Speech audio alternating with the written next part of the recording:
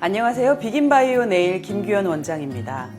지난 시간에 내성발톱 첫 시간으로 내성발톱의 원인 및 증상에 대해 알아봤는데요. 내성발톱은 매년 1000명 중에 26명이 앓는 질환으로 한국에 약 130만 명의 환자가 있을 것으로 추산된다고 합니다. 이처럼 내성발톱은 생각보다 흔한 생활형 질환인데요. 그렇다면 과연 어떻게 관리를 해야 할까요?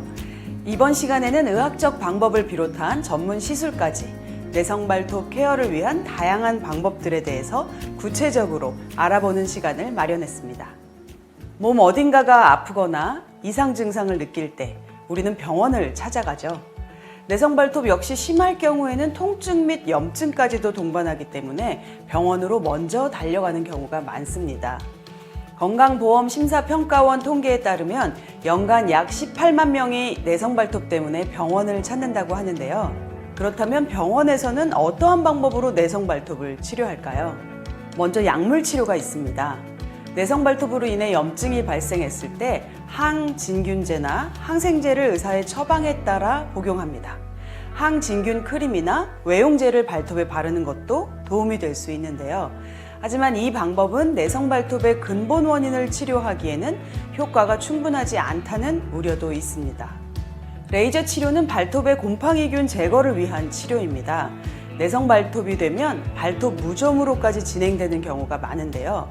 레이저를 통해 무좀균을 박멸하여 발톱이 건강한 상태로 만드는 거죠. 그러나 이 방법 또한 확실한 효과는 부족하다는 의견이 지배적입니다. 형태학적 치료는 말 그대로 발톱의 형태를 변형시키는 방법인데요. 치아 교정 등에 사용되는 트리티오라는 특별 금속으로 만든 와이어를 발톱의 양옆에 걸어서 구분 형태를 평평하게 펴주는 방식입니다. 이를 통해서 발톱이 살에 파고드는 것을 방지하고 정상적인 형태로 교정될 수 있도록 유도하는 방법인데요. 발톱을 평평하게 펴주는 효과가 크지만 와이어를 거는 발톱 양쪽 끝이 파절되거나 금속에 눌려서 발톱에 통증이 발생할 수 있습니다. 또 간혹 교정이 끝난 후에 발톱이 다시 원형 형태로 돌아오는 부작용이 종종 발생하기도 합니다. 가장 일반적인 의학적 치료 방법에는 뿌리 제거 수술이 있습니다. 내성발톱의 끝을 잘라내도 계속 같은 형태로 자라나기 때문에 아예 발톱이 자라는 뿌리 부분까지 뽑아내는 방법인데요. 근본적인 원인이 제거되기 때문에 내성발톱 치료 효과는 크지만 아무래도 수술 후 회복에 생각보다 많은 시간이 소요되고요. 상처가 아물 때까지 일상생활이 힘든 단점이 있습니다. 게다가 수술 시 통증이 엄청나게 크다는 점도 단점이죠. 발톱을 뿌리째 뽑으니 아픈 건 당연하겠죠? 그럼 여기서 내성발톱 때문에 병원을 찾았다가 눈물 콧물을 쏙 뺀 한 사연을 만나보겠습니다. 살짝 부끄럽지만 저는 오래전부터 발톱 무좀이 있었어요. 엄지발톱 색이 조금 누렇고 두꺼운데 사는데 별 문제는 없어서 방치했죠. 그런데 어느 순간 두꺼웠던 발톱이 점점 말리며 자꾸 살을 파고드는 거예요. 그때서야 병원을 찾은 저는 무좀에 의한 내성발톱 진단을 받았습니다. 바로 수술을 해야 한다는 의사 선생님 말에 얼떨결에 수술을 하게 됐죠. 하지만 여기서 비극은 그 수술이 발톱을 뽑아내는 수술이었다는 겁니다.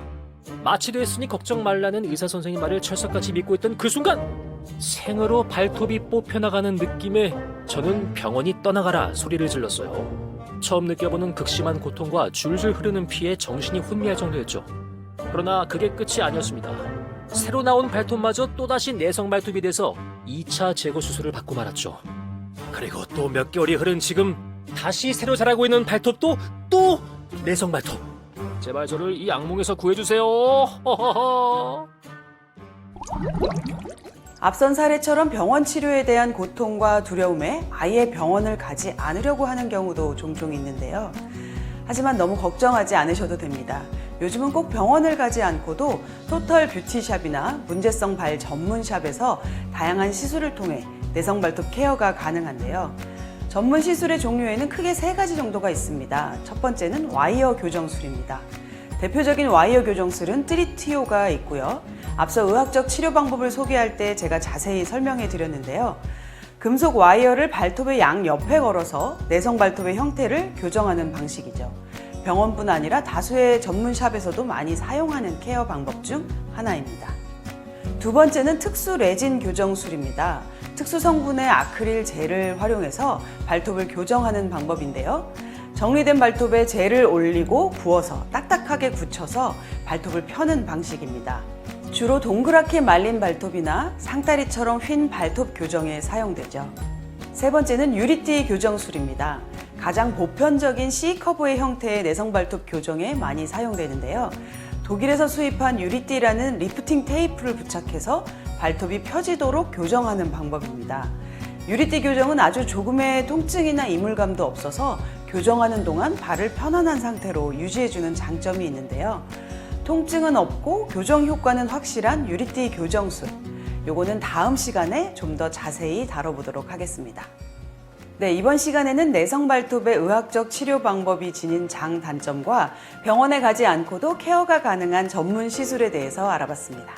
발 토탈 케어 전문샵인 저희 비긴바이오 네일 역시 내성 발톱 케어를 위한 전문적인 시술을 하고 있는데요. 다음에는 비긴바이오 네일만의 차별화된 케어 시스템에 대해서 자세히 소개하는 시간을 갖도록 하겠습니다.